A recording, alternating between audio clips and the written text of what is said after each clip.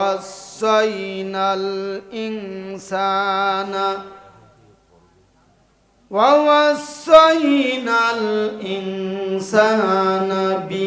بِوَالِدَيْهِ إِحْسَانًا। আল্লাহ বলেন, আমি আল্লাহর দাসত্ব ইবাদত গোলামি করার পর আমার জমিনে আমি আল্লাহর গোলামির পর বান্দা তোরা তোদের পিতামাতার গোলামি করবি, পিতামাতার দাসত্ব করবি, পিতামাতার প্রতি ইহসান করবি। ওয়াবিল ওয়ালিদাইনি ইহসানা। আল্লাহ পাক বলেন, তোমরা তোমার বাবার প্রতি মার প্রতি ইহসান করবে, পিতামাতার প্রতি ইহসান করবে। ইম্মা ইয়াবলুগান্না ইনদাকাল কিবরা আহাদুহুমা আও কিলাহুমা ফালা তাকুল লাহুমা উফফিন ওয়ালা তানহারহুমা ওয়া কুল লাহুমা কাওলান কারীমা। আল্লাহ বলে, বান্দারে, আমার জমিনে তোমার পিতা মাতার দুইজন অথবা একজন, দুইজন অথবা একজন, পিতা অথবা মা, মা অথবা পিতা অথবা পিতা মাতা দুজন যখন তোমাদের কাছে বার্ধক্য অবস্থায় পুষবে, বৃদ্ধ অবস্থায় পুষবে, খবরদার খবরদার ওই বৃদ্ধ পিতা মাতার খেদমতে দাঁড়ায়া, সম্মুখে দাঁড়ায়া একটা বার ধমক দিয়ে চোখ রাঙিয়ে কথা বলবে না। জোরে বলেন না আউযু বিল্লাহ।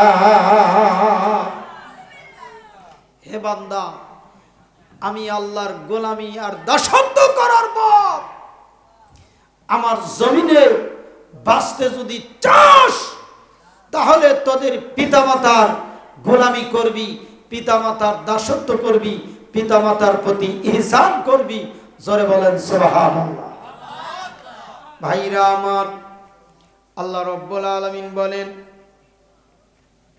ওয়া ওয়াসাইনাল ইনসানা বিওয়ালিদাইনি ইহসানা হামালাতুহু উম্মুহু কুরহাও ওয়া ওয়াদাআতহু কুরহাও ওয়া হামলুহু ওয়া ফিসালুহু 30 শাহরা।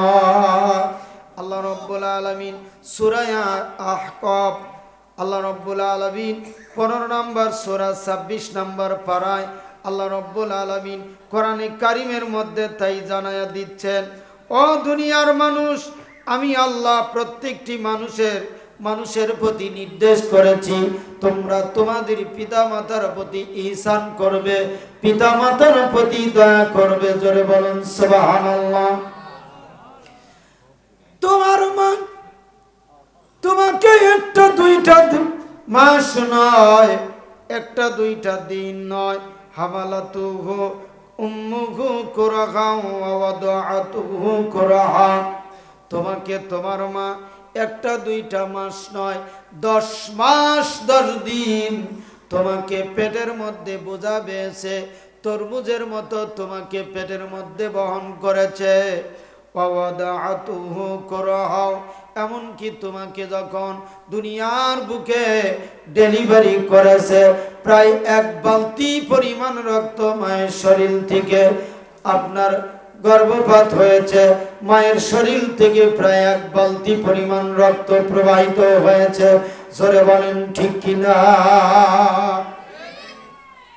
ওয়া হামলুহু ওয়া ফিসালুহু 30 শাহরা। আল্লাহ পাক বলেন, দুনিয়ার মানুষ, তোমার মা তোমাকে